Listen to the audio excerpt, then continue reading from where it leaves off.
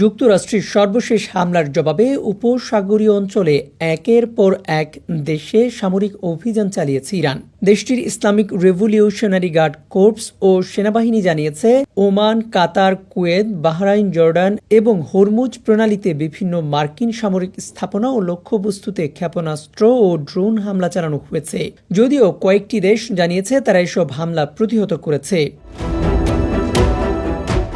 সংবাদ মাধ্যম Al Jazeera বলেছে, ওমানের দুকম বন্দরে যুক্তরাষ্ট্রের বিমানবাহী রণতরীগুলোর জন্য ব্যবহৃত ব্যালিস্টিক সহায়তা কেন্দ্র এবং জ্বালানি সরবরাহ প্ল্যাটফর্ম ভয়াবহ ও আকস্মিক হামলা চালানো হয়েছে বলে জানিয়েছে ইরান। ইরানের রাষ্ট্রীয় সংবাদ মাধ্যম IRIBর বরাতে ইসলামিক রেভলিউশনারি গার্ড কোর্পস জানিয়েছে, হামলায় ওই স্থাপনাগুলো ধ্বংস করা হয়েছে।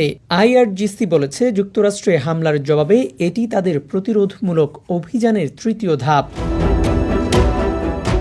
এদিকে ইরানি সেনাবাহিনী জানিয়েছে, কুয়েত ও বাহরাইনে মার্কিন সামরিক স্থাপনাগুলোতেও একাধিক দফায় ড্রোন হামলা চালানো হয়েছে। IRIBর বরাতে প্রকাশিত এক বিবৃতিতে সেনাবাহিনী জানায়, বিস্ফোরণবাহী ড্রোন ব্যবহার করে কুয়েতে যুক্তরাষ্ট্রের প্যাট্রিয়ট আকাশ প্রতিরক্ষা ব্যবস্থা, একটি গোলাবারুদ গুদাম এবং একটি রাডার স্থাপনা হামলা চালানো হয়েছে। বিবৃতিতে আরও বলা হয়, বাহরাইনে যুক্তরাষ্ট্রের একটি যোগাযোগ ব্যবস্থা এবং একটি রাডার স্থাপনায়ও ড্রোন হামলার লক্ষ্যবস্তু ছিল। ইরানের সেনাবাহিনীর দাবি, দক্ষিণ ইরানে যুক্তরাষ্ট্রের অব্যাহত হামলার জবাব হিসেবেই এসব অভিযান চালানো হয়েছে। অন্যদিকে কুয়েতের সেনাবাহিনী জানিয়েছে, দেশটির আকাশসীমায় প্রবেশ করা প্রজেক্টাইল প্রতিহত করা হয়েছে। সামাজিক যোগাযোগ মাধ্যম এক্সে দেওয়া এক পোস্টে তারা জানান, দেশের বিভিন্ন স্থানে যে বিস্ফোরণের শব্দ শোনা যাচ্ছে তা তাদের আকাশ প্রতিরক্ষা ব্যবস্থার মাধ্যমে হামলা প্রতিহত করার কারণেই শোনা যাচ্ছে।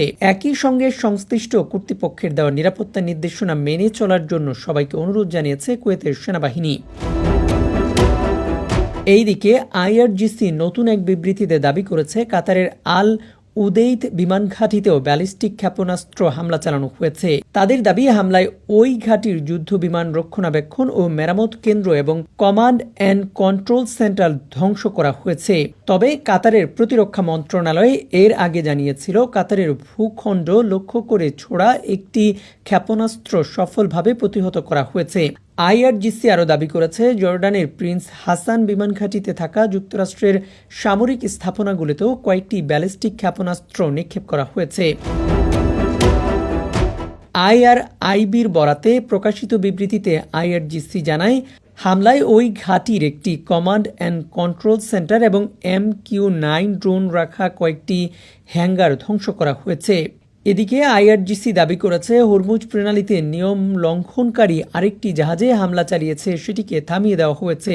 তারা সতর্ক করে বলেছে, যুক্তরাষ্ট্র ও ইসরায়েলের কথিত আগ্রাসন অব্যাহত থাকলে এর জবাবে আরও বিধ্বংসী প্রক্রিয়া জানানো হবে। UFT ফার্স্টের সাথে ট্রেড করুন যে কোনো জায়গা থেকে। ক্যাম্পাসে ক্লাসের ফাঁকে, ঢাকার জ্যামে বসে কিংবা ঘরে বসে, ট্রেডিং এখন হাতের মুঠোয়। তাই ট্রেড করুন যখন খুশি, যেখানে খুশি।